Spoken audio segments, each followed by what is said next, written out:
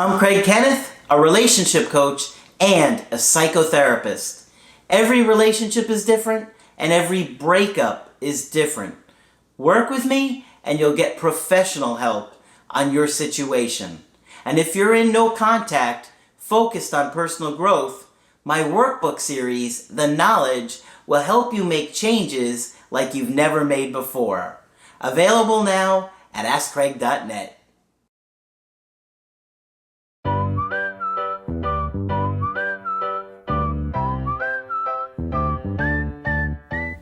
Hi there, I'm Coach Craig Kenneth. And I'm Coach Victoria. And today we're going to be talking about why doesn't my ex want to fight for us? This is a big question. It really is. Before we begin, I do want to add that I am now available for coaching alongside Coach Craig and Coach Margaret. So if you would like a one-on-one coaching session, just go to the website and at the top you see our names. Click on them and book a session with us. Very easy to do, and we make it nice and simple for you guys to do that. You know, when we're going through a breakup, we can't help but think, how could they do this? Like, how could they just walk away? Why wouldn't they fight for me? If they loved me, and then your friends tell you that, your family, if they loved you, if they really loved you, they wouldn't have left you. Right. They would be fighting for you. Well, is it black and white? I don't think so. They might have said that themselves. Whatever we go through, I'll be there for you. They could have said all of these things. Yeah, that's true.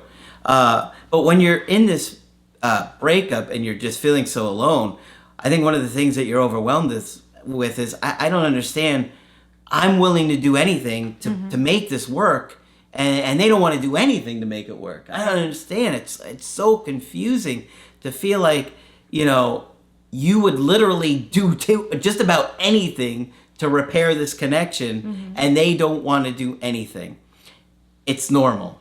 Let's start off by just saying it's just what often happens in the breakup, and you have to be mentally prepared for that.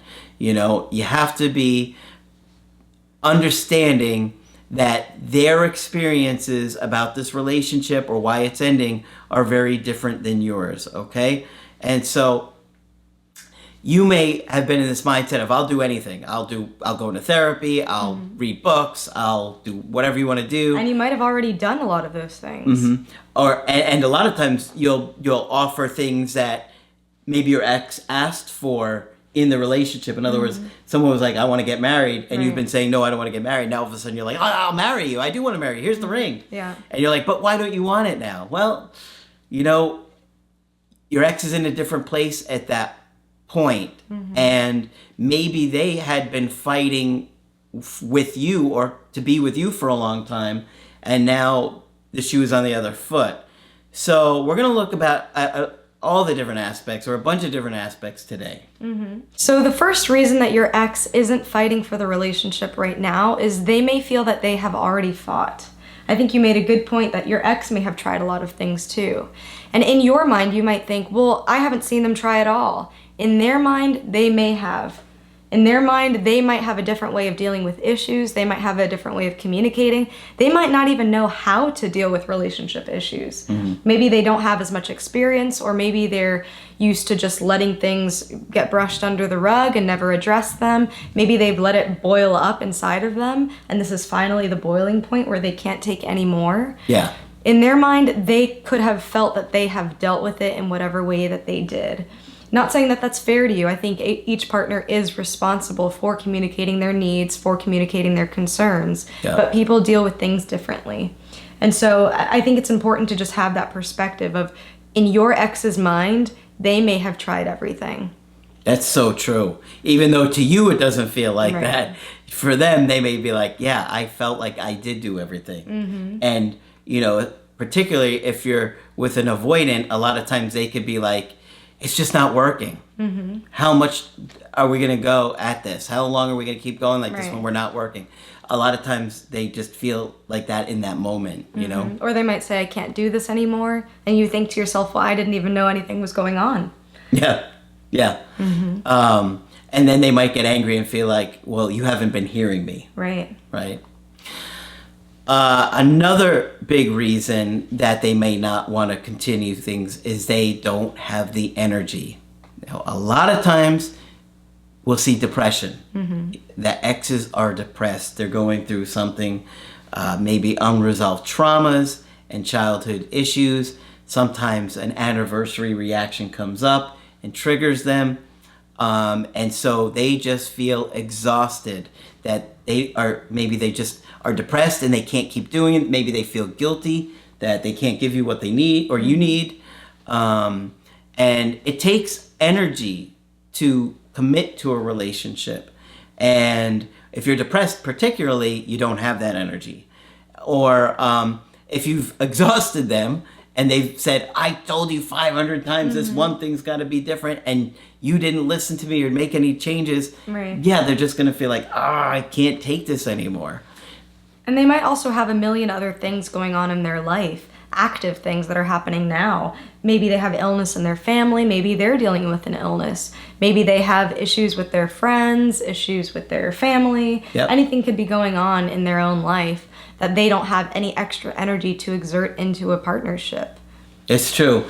Sometimes there are just things that happen in our life that take us to different places, different responsibilities or obligations, and then we just don't have the energy for that relationship. And ideally, a partnership should be that thing that supports you through those difficult times, that you feel like you have somebody that you can rely on, that can be a help and aid.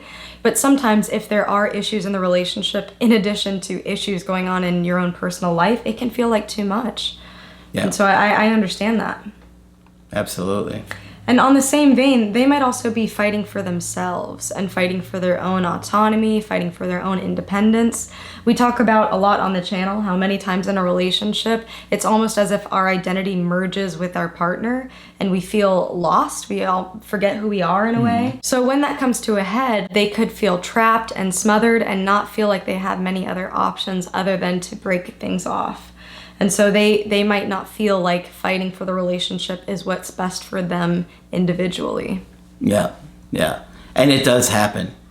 People have to be in a fairly good place to maintain that kind of connection that comes with a lot of responsibilities and obligations. Right. It's called interdependence. The ability to have a partner, rely on them, depend on them without losing yourself in them. It's hard. It's not easy to balance. And you got to be in a healthy place within yourself to do that. Right. And that takes two people doing it too. Okay. Now, one of the big things that we talk about on the channel all the time is attachment styles. The way we attach is different. And a lot of times, anxious people tend to be attracted to avoidance. And avoidant people really enjoy their independence and their autonomy.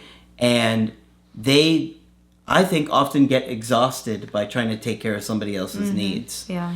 And they may try, and particularly if you keep saying to them, I need more, then they're like, I have been giving you everything that I could give you, and it's still not enough. So that's part of it. Now, the other thing is that by spending maybe too much time with them, or not allowing them as much freedom as they need or that they feel like they want, they could feel trapped. And then they're just like, I can't take this feeling anymore. They can't enjoy the connection with you because the connection doesn't feel nice and warm and fuzzy and, exciting. It feels like, this is too much. I don't want this. Right. And on the opposite side too, let's say the partner is more anxious. They might feel like, I have not been getting what I need this entire time and I'm fed up. I've been trying and I'm fed up with it. So attachment style does have a lot to do with it. And with that too, early childhood experiences, the role models, the relationship role models that you've witnessed growing up. Maybe they've seen a situation where their parents have fought for the relationship the entire time and it was a disaster. And fighting for the relationship, staying together while not resolving those core issues, that ultimately may have led to trauma for them. Yeah. And also on the same vein, they may have not seen conflict being resolved in a healthy way at all. So they may not know what fighting for a relationship looks like. They might have some type of irrealistic view of relationships that somehow everything should just work magically without any type of effort. So. Yes, a lot of avoidance will think like that. It shouldn't be this difficult. It shouldn't be this hard. Well, unfortunately, It can be. But, it takes energy and commitment to work through that. Right. And going on that same theme of beliefs, people might also have the belief of the one or something that's meant to be. And in their mind, any type of conflict might get in the way of that. So they might think, well, we've been fighting and we disagree on, X, Y, and Z. So you must not be the one, or we must not be meant to be. Which those are all, of course, false beliefs. They're not mature, they're not realistic. In the real world, you have to work very hard on relationships. So I don't know if you all have seen that Chris Rock video where he's saying, oh, relationships aren't hard, they're easy. A couch is much easier to move when you have two people lifting it. So yes, that makes sense on some level, but I think at the same time, you have two people who learned how to move couches differently, who came from different families, and one's trying to lift it from the shoulder, and other's trying to lift it from the legs, and one is going one direction, and the other is going the other direction. So yes, relationships are hard. They take communication. And one person saying, I like the couch where it is. Why do we have to move the couch? Exactly. I don't even want to move the couch. I like it where it is. Or I'm thinking of that Friends where he's like, pivot. Pivot. It's hard. Yeah, it's not easy to do. And, lastly, I think one big issue that often comes up is that your ex just doesn't believe you're going to change or that the relationship is going to change. Maybe your ex feels like, well, I went to therapy with you and we did couples counseling, and you're like, oh, we went 3 times, right? You're getting frustrated. But for them, it's like, yeah, but we went 3 times. And so, sometimes they're just in a place where they're thinking, this isn't going to improve. I know you. I'm the way I am. You're the way you are. It just doesn't work. Why keep going like that, right? And you don't want to throw that point away because there is some validity to it, You have to acknowledge that their perspective probably is right in certain things, right? So, yeah, what if you looked at it differently and thought, okay, we haven't been working for years. Okay, that's true.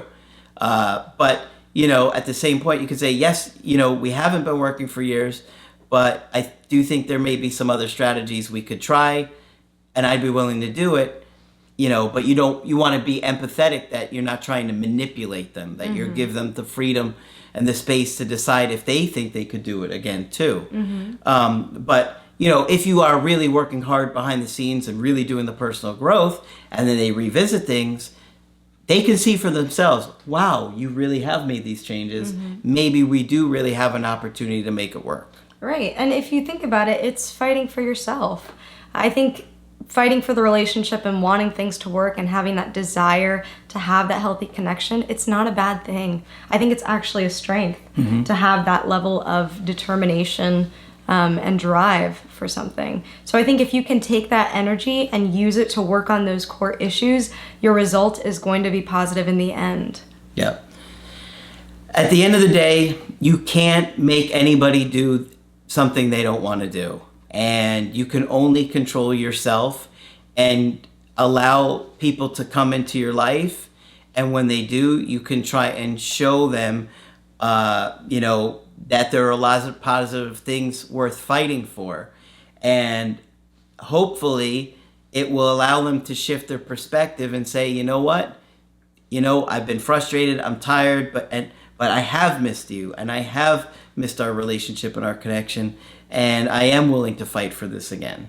And I also want to add that the hardest relationship that you will ever have is the one with yourself. So if you're going to fight for any relationship, it better be the one with yourself. That's absolutely true. Because you got to deal with you every day. Yeah. Unfortunately for some of you. Fortunately for some of you. All right. So hopefully you found this video helpful. And if you want to get our help personally to help fight with you, you can do that on my website, askcraig.net. I do email coaching and I do Skype. Now Coach Victoria is on board doing Skype. I'm super excited to talk with you. Just click on Victoria in the top of the website to do that. And of course, Margaret is here. Just click on Margaret on the top of the website to get a call with her. But that's it for this video. I'm Coach Craig Kenneth. And I'm Coach Victoria. And we will talk with you soon. To get my help personally, go to askcraig.net and click on Schedule Coaching and choose the option that works best for you. I do email coaching or Skype. To schedule a coaching with Margaret, click on Margaret on the top of the page and order a Skype with her. For the Knowledge Creative Healing course, click on the link at the top of the page and click Get Started Now.